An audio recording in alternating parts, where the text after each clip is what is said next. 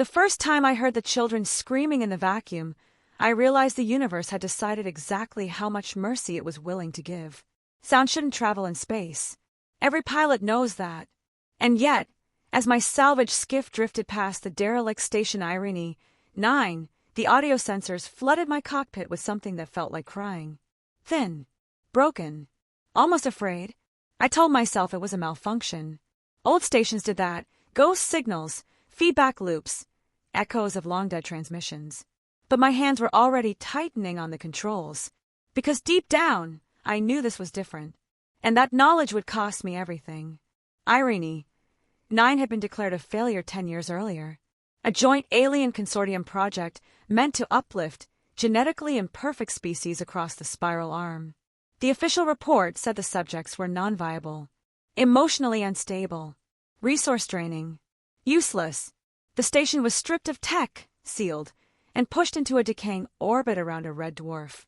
A slow execution. Clean. Legal. No one was supposed to still be alive. That was the first lie. I was human, which meant I didn't belong out here. Humans were tolerated, not trusted in interstellar space. We were emotional, irrational, inefficient. The same words they'd used on us during first contact. But humans made excellent scavengers. We went where others wouldn't. We looked when others turned away. And sometimes we found things the galaxy preferred to forget. As my skiff latched onto Irene 9's hull, warning lights flared. Life signs were faint, scattered, inconsistent. Plural. What are you hiding? I whispered. The station didn't answer. But the screams grew clearer. Inside, the corridors were dark and frostbitten, coated with a decade of neglect. Emergency lights flickered like dying stars. Every step echoed too loudly, as if the station itself was holding its breath. I followed the life sign readings to the lower habitat ring. The doors resisted, warped from decompression cycles, but eventually slid open with a shriek of tortured metal. What I saw inside made my stomach drop. They weren't human. They weren't anything I recognized. Dozens of small figures huddled together, their bodies thin and asymmetrical, skin translucent, and veined with faint bioluminescence. Extra limbs curled protectively around torsos. Oversized eyes reflected fear, intelligence, and something painfully familiar. Hope. One of them stepped forward, barely taller than my waist. Its voice came through my translator as a trembling whisper. Are you here to finish it? The question hit harder than any weapon. And that was only the beginning. They were called the Kith, a prototype species, engineered from fragments of multiple genomes, designed to adapt, to learn, to empathize across cultures. The perfect intermediaries between civilizations. Instead, they felt too much. They bonded too strongly, grieved too deeply, refused to abandon their own. In a galaxy ruled by efficiency and outcome metrics, empathy was a defect. So the Kith were marked as failures, left behind when Irene 9 was decommissioned. Supplies cut, systems shut down.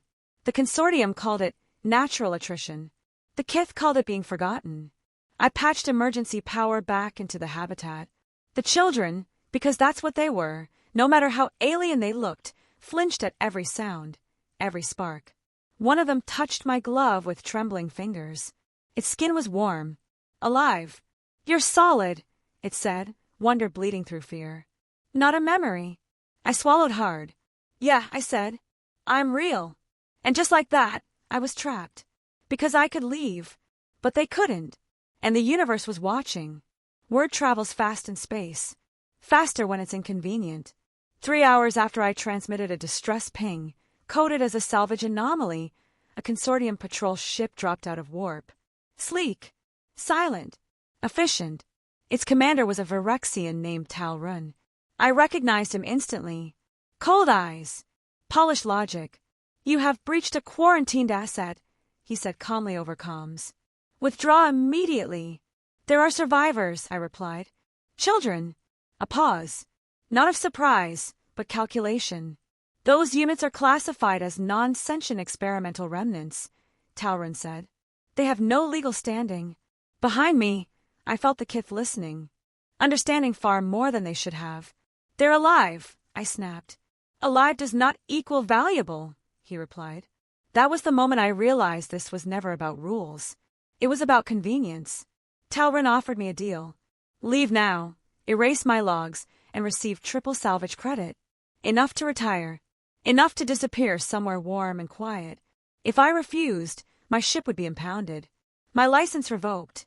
My species flagged as non-compliant again. The kith gathered closer.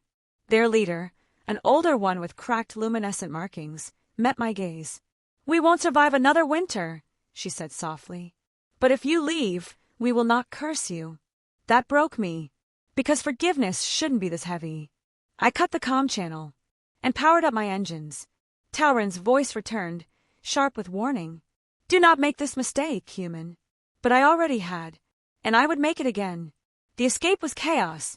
The patrol ship fired disabling pulses, tearing through my shields.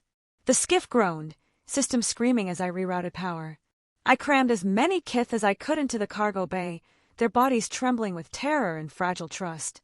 One child clung to my arm. Are we cargo? It asked. No, I said, forcing the words steady. You're passengers. The jump drive charged slower than it ever had. Or maybe it just felt that way. At 3% hull integrity, the stars stretched, and we vanished into hyperspace. Behind us, Irene. 9 drifted silently into the red dwarf's pull. A tomb with no witnesses. Except us. We couldn't go to any regulated world. No port would accept them. No station would risk consortium sanctions. So I took them somewhere illegal. Earth. Or what was left of it. Earth wasn't the shining blue jewel anymore. Parts of it were broken, scarred by climate collapse and early alien wars. But it was ours, and humans had a talent for making room where none existed. When we landed in the exclusion zones, underground communities emerged. Scientists, exiles, dreamers. People who still believed survival was better when shared. The kith were terrified at first. Different gravity, different sky, but slowly they adapted. Faster than anyone expected. That's when the truth came out. The kith weren't failures. They were mirrors. They amplified emotional resonance in those around them. Fear became panic, but compassion became something stronger, something contagious. The consortium hadn't abandoned them because they were useless. They abandoned them because they were dangerous. Because a species that could make others feel might unravel an empire built on indifference. Talrin arrived 6 months later, orbiting Earth with a fleet. He demanded the return of experimental property. Earth answered with silence. And then millions of voices, human and alien alike, rose together. The galaxy was watching now. The confrontation never became a war. Because Talrin saw it. He stepped onto Earth's soil, surrounded by kith children who didn't fear him. Who reached for him. Who reflected something he hadn't felt in decades. Regret. I was wrong, he admitted quietly. And for a being of pure logic, that was a revolution. The kith were granted sanctuary, not because the consortium suddenly grew kind, but because the cost of cruelty had become too visible. I never got my salvage credits back. Never got my license either. But sometimes at night, I walk through the settlement and hear laughter echo under Earth's damaged sky. Real sound. Real life. The universe still isn't merciful. But it learned something. And so did I. Because the day they were called useless was the day the galaxy proved how little it understood what truly mattered.